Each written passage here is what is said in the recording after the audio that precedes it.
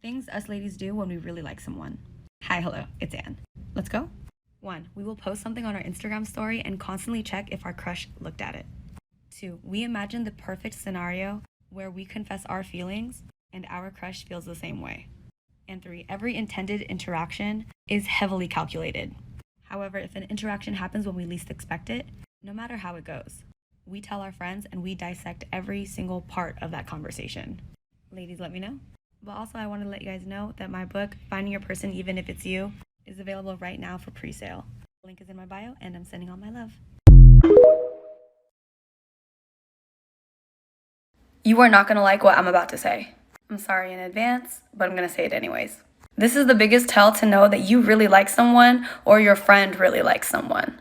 It is when you are absolutely horribly delusional. You overthink everything. You will pick at every small gesture, their tone, hoping for a reason you can believe that this person likes you back. It's not until after you're over this crush that you realize you were doing this. And that's okay, because it happens every time. Y'all are not gonna like this one. They aren't playing hard to get. You just a little delusional because you like them so much.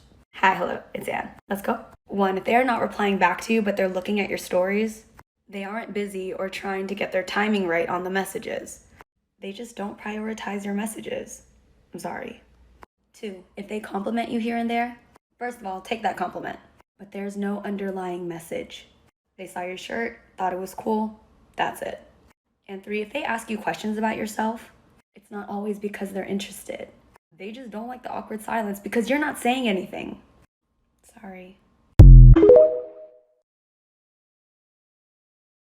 Ladies, if he does this, it does not mean he likes you. It just means he was raised right. Hi, hello, it's Anne. Please let me know if I'm wrong, and let's go. And I'm sorry in advance.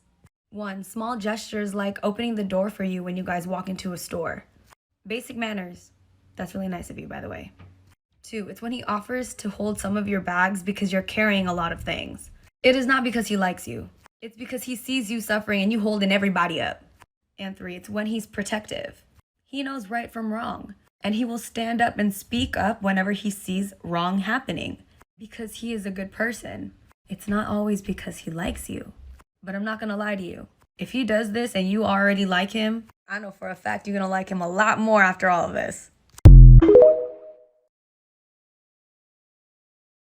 Things we secretly did when we started to like someone. Hi, hello, it's Anne. Respectfully agree to disagree, but please let me know if you've done these things.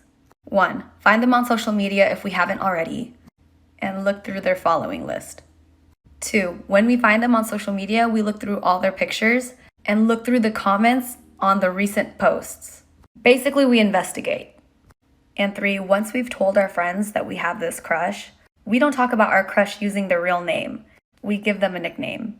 Again, agree to disagree, but please let me know. I would also like to say that my book is available for pre-sale. The link is in my bio, and it's releasing at the end of this month. Have you ever done any of these things because you really, really liked someone? Hi, hello, it's Anne. Please let me know, and let's go. 1, you went to bed and already had an idea of what you were going to dream about that involves your crush. 2, this one's a little far-fetched, but please let me know. While you're dreaming, you hug your pillow and imagine it's the person you like. 3, I feel like this is the most common one, but you post things on your story to hopefully get them to notice you or to get them to react to whatever you post. 4, you have imagined the perfect interaction between you and this person you like, and you think about it all the time. 5, and let's be honest, it's okay if you have, and it's okay if you haven't. You like this person so much that your delusions get the best of you, and you planned out a future with them. Like you've imagined what a future would be like with them. Marriage, kids, the whole thing. And 6, I feel like we have all done this. Please correct me if I'm wrong. But we like them so much that we can't even admit that we like them so much. Please let me know if any of these applied to you. If you need to come back down to earth, keep watching. Let's humble ourselves together. Hi, hello, it's Anne. I'm sorry in advance. Let's go. 1, you know how you're shyly avoiding your crush because you like them so much and you just don't know what to say? I hate to say this, but they are not avoiding you for the same reason. chances are they don't even know that they're avoiding you. They just don't have anything to say to you. 2, your crush is not joking around with you to flirt with you. They could just have a playful personality, and you guys could be vibing, just not in the way you think you are. 3, if you notice that your crush is playing cool, calm, and collected the way you're playing cool, calm, and collected because you're nervous, I don't think your crush is playing. They seem cool, calm, and collected because nothing's happening, and that's it. 4, if they're not on their phone while they're talking to you, or if you guys are in a group setting and they don't look at their phone, it's not because they're paying attention because they're interested. They're paying attention because they're respectful. And 5, they are not just looking at you randomly. They're looking at you because they can sense that you're looking at them. So they feel those eyes and they just want to see why. To all my Delulu kings and queens, we have been in space for far too long. Let us come back down to earth. I'm so sorry, and I'm sending you all my love. Listen, I know for a fact I am not the only person who has ever felt this way, but you know how when you really, really dislike someone, and because you dislike this person, no matter what they do, good or bad, it could even be none of your business, but it is just so annoying. And you can't justify the fact that their actions are annoying because the only reason you can come up with is, I just don't like this person. Glad to say I don't feel that way about anyone in my life right now because I've come to the terms with the fact that it's just so taxing on your energy. But I'm not the only one, right? Have you ever felt this way about someone? Oh, and also, this person is not worth your energy because you already dislike them. But if you've ever felt this way about someone, have you ever gone out of your way to look at what they're up to, even though you know you're going to get annoyed? Don't you just hate it when you're having a conversation with someone or they randomly text you and they're like, oh my goodness, I have something to tell you? You get kind of excited. But personally, my anxiety shoots up and you reply almost instantly, but then they message you back or they just tell you in person, never mind, it's not a big deal. Okay, if it's not a big deal, why can't you just tell me? Or they say something along the lines of, oh, it's not that important. Okay, it doesn't have to be important. What was it? Why'd you even bring it up? If it's not that important, why did you bring it up? You were originally going to tell me anyways, so why can't you tell me now? Not just me, right?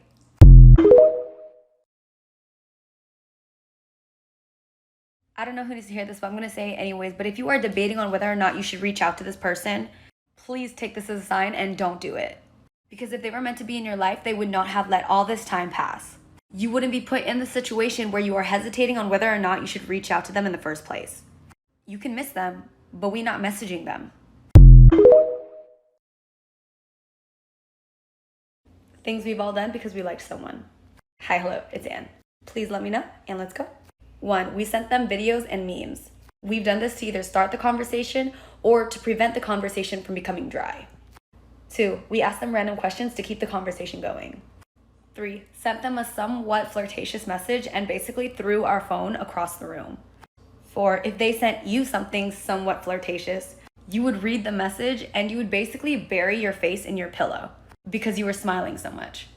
You would also either take a screenshot, send it to your friends, or tell your friends about it to see what they think the message means. 5, it's the obvious prepping yourself to make sure you look good before you see them. 6, you basically stalked their stories on social media and you would see that they posted something new, but you would try not to see it first because you didn't want to make it seem like you were the first person to always look at their stories, even though you are. 7, you would look up their exes on social media and you would check if they still follow each other. Please let me know if you've ever done these things. I don't know who needs to hear this, but I'm going to say it anyways, and we can agree to disagree. That is completely fine. But it's okay to be tired of one-sided friendships. It's okay to feel annoyed because you are the only person reaching out. You are the only reason that you guys actually see each other and hang out. You're the one that makes the plans. Without you, there is no friendship. And it's okay to feel hurt because they are so high on your priority list and you feel like you are at the very bottom of theirs. Listen, you put time, effort, consideration, but let me remind you that walking away from a friendship that makes you feel this exhausted doesn't make you a bad person. And yes, I understand, maybe your friend is going through something, so it's affecting them socially. But a real friend would communicate that. They would appreciate your efforts. They would make you feel seen. A real friend would make time, and a real friend would never want you to feel this way. Ladies, tag your best friend if any of these are true. Hi, hello, it's Ann. Let's go. 1. When you first met them, you thought that they were an absolute bitch until you actually got to know them and realized you guys have a lot more in common than you thought. 2. When you're invited someplace, you always let them know, hey, yeah, I'll let you know if I can go. But then you go straight to your best friend and you're like, I'm not going if you're not going. 3. You have taken your best friend's phone when they don't know how to reply to someone, so you would text for them. 4. You've taken so many pictures of your best friend and vice versa. They take pictures for you too, but you guys don't have that many pictures together. 5. You guys dislike the same list of people. 6. You guys are always together. People get confused when they only see one but not the other. 7. You guys always greet each other good morning and good night. 8. You guys have nicknames for other people, whether it be crushes or just people you don't like. 9. Their name in your contact list is either a nickname or they have special emojis next to it. 10. The moment that your best friend posts on social media, you are going to be one of the first to comment, one of the first to share, and vice versa. They do the same for you. And chances are they helped you pick out those pictures. Tag your bestie and let me know.